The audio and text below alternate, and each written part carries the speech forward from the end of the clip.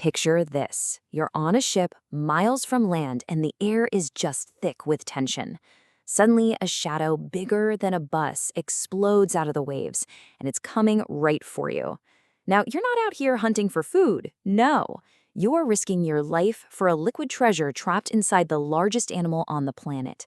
This is the story of whaling, and it's absolutely insane.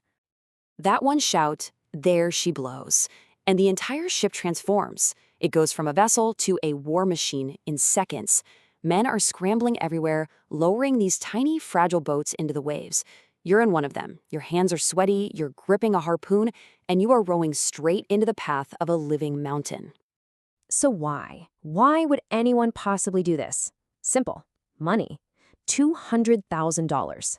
That's roughly what a single big sperm whale was worth in today's cash. I mean, that's life-changing money. A fortune that can make you rich beyond your wildest dreams. All floating out there in the ocean.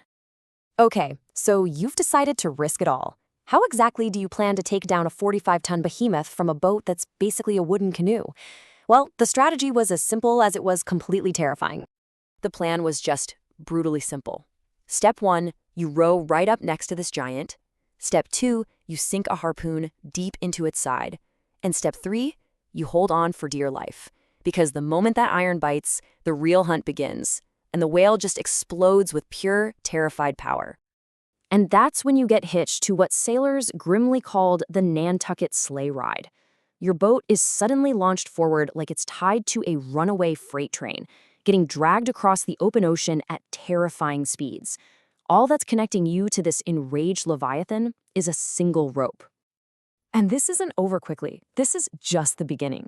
For the first hour, it's just pure survival. Your knuckles are white, you're gripping the side of the boat as these freezing waves just crash over you, blinding you with spray. All you can do is hold on. An hour turns into 4 hours. 4 hours turns into 8. Grinding exhaustion sets in. And all the while, the ropes are snapping across the deck like whips. One wrong move, a leg gets tangled, and a man is just yanked into the ocean, gone in an instant. There's no rescue. There's no stopping. But if you survive all that, the whale finally starts to slow down, exhausted. Now comes the kill. You have to pull the boat in close enough to stab it with a 3-meter-long lance, aiming right for the lungs. Blood erupts from its blowhole like a geyser. And after 15 or so gruesome blows, the whale begins to die, swimming in tight circles until it finally rolls over in a massive pool of its own blood. So after all that horror, what was the prize? What was this so-called liquid treasure that made men risk everything they had? It was whale oil. And you have to understand, this stuff was basically the crude oil of its day, but even more useful. It was the best fuel you could get for lamps. It burned brighter and cleaner than anything else. So the streetlights in London and New York, all lit by whale oil. The gears of the new industrial revolution, all lubricated by whale oil. It was, quite literally, powering the modern world. And hey, it wasn't just the oil. They used every single part of the whale. The baleen from its mouth was like the plastic of the 19th century. They made corsets, buggy whips, all sorts of things with it. The blubber, of course, was rendered into that precious oil. But the real prize, the absolute jackpot, was something called spermaceti. You could only get it from the head of a sperm whale, and it was the highest quality, purest oil on the planet. That's what made men rich. So how on earth did humanity get the idea to go to war with the largest creatures on the planet? Well, the story starts centuries earlier and a little bit closer to shore. It all started with people just scavenging beached whales. But that small-time operation eventually evolved, with America taking the lead and turning it into one of the most powerful and brutal global industries of the time. So let's do a quick history lesson. The industry really got its commercial start way back in the 8th century with the Basques in Europe.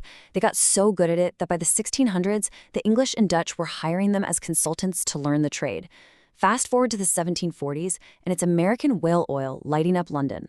And by the 1850s, it's just game over. America is the whaling industry with 700 ships. That's 3/4 of the entire world's fleet.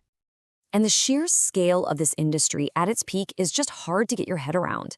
In one year, 1853, American whalers killed over 8,000 whales. They employed 70,000 people, and the value of all that oil and bone was nearly $500 million in today's money.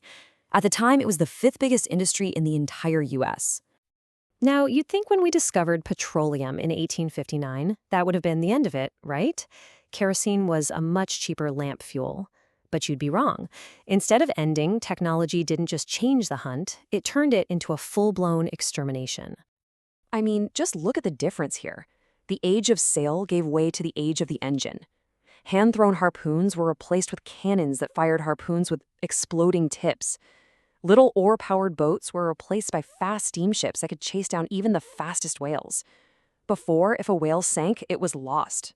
Now, you just pump the carcass full of air so it floats. There was no escape. No whale was safe anymore.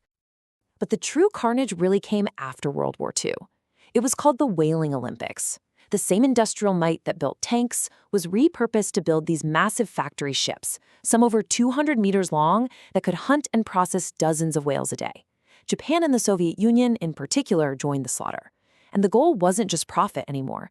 It was a competition to see who could kill the most whales, the fastest. The result was a slaughter on a scale humanity had never seen before.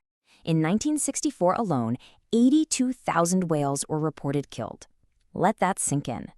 By sheer weight, it was the largest animal slaughter in the entire history of humanity. The oceans just could not sustain that kind of assault. Well, that staggering destruction finally triggered a response. As whale populations plummeted towards the point of no return, a new global movement was born to stop the killing for good. And the numbers were just undeniable. Take the blue whale, the largest animal that has ever lived. Its population collapsed from an estimated 340,000 down to less than 5,000 today. That's a drop of over 98%. Extinction wasn't a theory anymore. It was a mathematical certainty if things didn't change. Then, in 1975, everything changed. A group of environmental activists got in these tiny little inflatable boats and steered themselves directly between the massive Soviet whaling ships and their prey. The images of these fragile little boats shielding giant whales from steel harpoons, they spread like wildfire.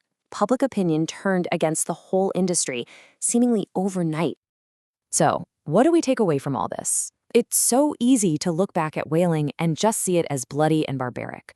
But we also can't forget that this industry lit homes, it powered machines, it helped build the modern world. It is a staggering display of humanity's power for both progress and destruction, all at the same time. And that leaves us with one final pretty crucial question. This industry, built on blood and oil, was seen as essential for progress in its time. So it really makes you wonder, what will future generations say about the industries that we consider essential today?